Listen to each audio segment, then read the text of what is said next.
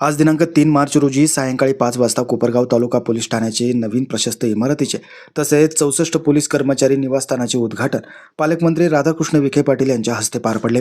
या कार्यक्रमाला आमदार आशुतोष काळे, माजी आमदार सौ स्नेहलता कोल्हे, पोलीस अधीक्षक सोमनाथ घारके, अप्पर पोलीस अधीक्षक सोमनाथ वागचौरे, उपविभागीय पोलीस अधिकारी अमोल भारती, तालुका पोलीस ठाण्याचे पोलीस निरीक्षक संदीप कोळी, शहर पोलीस ठाण्याचे पोलीस निरीक्षक रामकृष्ण कुंभार, नगराध्यक्ष पराग संधान, समता पतसंस्थेचे संस्थापक काकासाहेब कोटे यांच्यासह अनेक मान्यवर उपस्थित होते। या इमारतीसाठी स्वर्गीय अजितदादा पवार यांनी सुमारे 25 कोटी रुपयांचा निधी उपलब्ध करून दिला होता। त्यांच्या हस्ते उद्घाटन व्हावे अशी विनंती करण्यात आली होती, मात्र ते आज आपल्यात नसल्याची खंत त्यांनी व्यक्त केली। त्यांच्या पुढाकारामुळे आज ही प्रशस्त इमारत उभी राहिली असून त्यामुळे पोलिसांच्या कामकाजात निश्चितच अधिकच सुधारणा होणार असल्याचं त्यांनी नमूद केलं। तसेच तालुक्यात कायदा व सुव्यवस्था अधिक मजबूत राहण्यासाठी पोलिसांनी अधिकच दक्षता घ्यावी, नागरिकांची दिशाभूल होणार नाही याची काळजी घेऊन अचूक माहिती द्यावी अशी सूचना आमदार काळे यांनी यावेळी पोलिसांना दिल्या आहेत। अतिशय आनंदाचा आणि अभिमानाचा दिवस आहे का आपल्या कोपरगाव शहराच्या वैभवामध्ये भर घालणारी आणि आपल्या पोलीस बांधवांसाठी सुसज्ज आणि सुरक्षित निवासाची व्यवस्था सोय उपलब्ध करून देणारी ही इमारत वसाहतीची आणि पोलीस स्टेशनची या ठिकाणी उभारली गेली आणि त्याचं लोकार्पण आज होत आहे। आणि या लोकार्पणाच्या निमित्ताने आपल्या राज्याचे उपमुख्यमंत्री स्वर्गीय अजितदादा यांची आठवण आल्याशिवाय राहत नाही। कारण या दोन्ही इमारतीचं जे काही निधीचं उपलब्धता करण्याची काम किंवा घोषणा होती अजितदादांनी त्या काळामध्ये केलेली होती। कोपरगावमध्ये पूर्वी आपल्याकडे एकच पोलीस स्टेशन होतं। 2013 साली या एका पोलीस स्टेशनवर भार जास्त होता आणि म्हणून त्यावेळेचे आमदार माजी आमदार अशोकरावजी काळे साहेब यांनी 2013 साली कोपरगाव शहर आणि कोपरगाव तालुका अशी वेगळ्या 2 पोलीस स्टेशनची निर्मिती करून आणली आणि त्या तालुका पोलीस स्टेशनची एक इमारत असावी आणि कोपरगाव शहराची इमारत असावी, आपल्या वसाहती नवीन झाल्या पाहिजे या भूमिकेमधून तो कार्यक्रम त्या काळात होऊ शकला नाही। आणि ते भाग्य 2014 नंतर आमच्या काकी आणि त्या काळातले गृहराज्यमंत्री आणि आजच्या कार्यक्रमाचे अध्यक्ष राम शिंदे सरांना त्या काळामध्ये मिळालं। काही कारणास्तव ते या ठिकाणी येऊ शकले नाही। 2013 साली 29 ऑक्टोबर या तारखेची त्या आपल्या कोपरगाव तालुका पोलीस स्टेशनची मंजुरी आहे आणि म्हणून ते पोलीस स्टेशन मंजूर झाल्यानंतर आपल्या काही गावं, शहर, काही तालुका पोलीस स्टेशन मध्ये त्या ठिकाणी आहे। फार मोठा हातभार या निर्मितीमुळे झालेला आहे। जी भूमिका माजी आमदार अशोकरावजी काळे साहेबांची होती का नवीन काम होऊन आपल्या पोलीस बांधवांना त्या ठिकाणी राहता आलं पाहिजे, ऑफिस मिळालं पाहिजे।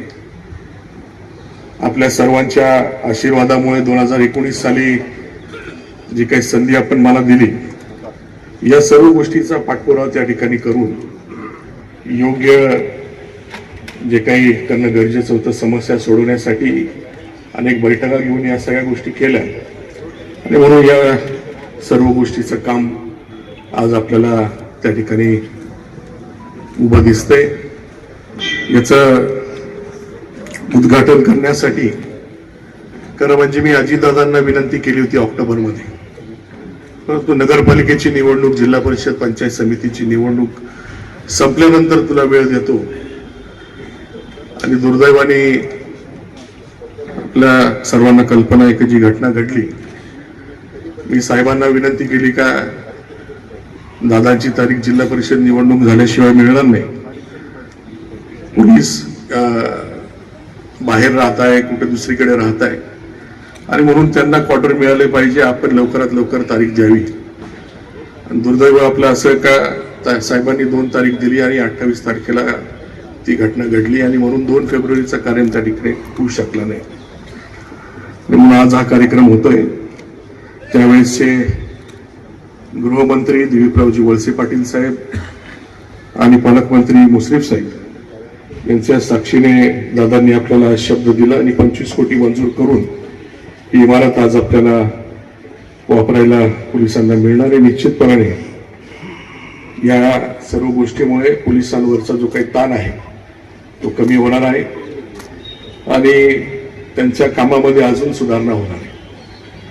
तसं पाहिलं तर मी वारंवार बैठका घेऊन सूचना करून पोलिसांच्या कारवाईमध्ये शेवटी पोलिसांचं पाठबळ इतर सगळं डिपार्टमेंटला असलं तर निश्चितपणे त्यांना एक आशा मिळते किंवा सुरक्षित वाटतं का पोलीस आपल्या बरोबर आहे. आपण कारवाई त्या ठिकाणी कुठल्याही अवैध गोष्टी चालू असल्या त्याच्यामध्ये त्या ठिकाणी पोलिसांचं पाठबळ मिळतं. परंतु जे काही आतापर्यंत सांगितलेले फारशी कारवाई त्याच्यामध्ये झालेली दिसत नाहीये. अजूनही कायदा सुव्यवस्थेचा प्रश्न त्या ठिकाणी आहे. त्याच्यामुळे गाडगेजी आपण याच्यामध्ये जास्त लक्ष घालण्याची गरज आहे. कायदा सुव्यवस्था कुठल्याही अवैध धंद्यामुळे त्या ठिकाणी बिघडते आणि जे काय आपल्याला सांगायची आहे ती चुकीची माहिती काही सांगत जाऊ नका. माहिती बरोबर सांगण्याचं काम आपण त्या ठिकाणी केलं पाहिजे. त्याच्यामुळे दिशाभूल त्या ठिकाणी लोकांची होते. त्याच्यामुळे ही काळजी आपण त्या ठिकाणी घ्यावी अशा प्रकारची सूचना माझी आहे. आपण ही जी काही इमारत आता लोकांना दिलेली आहे याचा वापर निश्चितपणे सर्वजण योग्य करतील. त्याची स्वच्छता असेल ते सगळे ठेवतील आणि अशा अनेक गोष्टी आहेत ज्या माजी आमदार अशोकरावजी काळेसाहेब यांच्या काळामध्ये आणि मला सुद्धा त्या ठिकाणी आपले शासकीय इमारती करता आल्या. त्याच्यामध्ये पंचायत समितीची इमारत असेल, तहसील कार्यालय असेल, नगर परिषद असेल, न्यायालय असेल, ITI असेल, उपजिल्हा रुग्णालय असेल, तलाठी कार्यालय असेल, धान्याचं गोदाम असेल, प्राथमिक आरोग्य केंद्र, ग्रामपंचायतचे कार्यालय, पशुवैद्यकीय दवाखाना, अशा अनेक त्या ठिकाणी इमारती आहेत ज्या या सर्व काळामध्ये झालेल्या आहे. आणि अजूनही आपल्याला कोपरगाव सबजेल याचं काम त्या ठिकाणी शासनाकडनं करून घ्यायचंय. शासकीय विश्रामगृह PWDचं त्या ठिकाणी आपल्याला करून घ्यायचंय, त्याला निधी उपलब्ध करायचा आहे.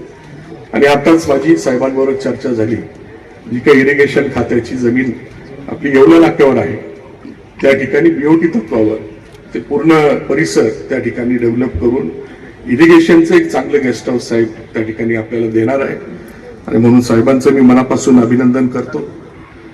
त्याचबरोबर आपल्या राज्याचे मुख्यमंत्री फडणवीस साहेब असतील, उपमुख्यमंत्री एकनाथजी शिंदे साहेब असतील आणि आताच्या नवीन उपमुख्यमंत्री सुनेत्रा वहिनी असतील, कायम आपल्या कोपरगाव मतदारसंघामध्ये आपल्या जिल्ह्यासाठी चांगल्या पद्धतीने कामं कशी होतील यासाठी निधी उपलब्ध करून देतील, कामं त्या ठिकाणी मंजूर करतील याची खात्री मला आहे.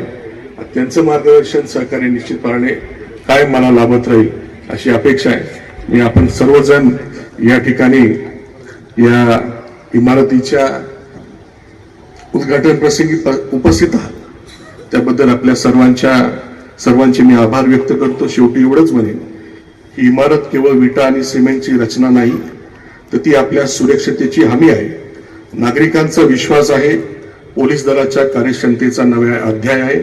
आणि आपण सर्वांनी मिळून कोपरगावची कायदा सुव्यवस्था अधिक बळकट करण्याचा प्रयत्न करूया. आपल्या सर्वांचे पुन्हा एकदा आभार व्यक्त करतो. जय हिंद, जय महाराष्ट्र. धन्यवाद.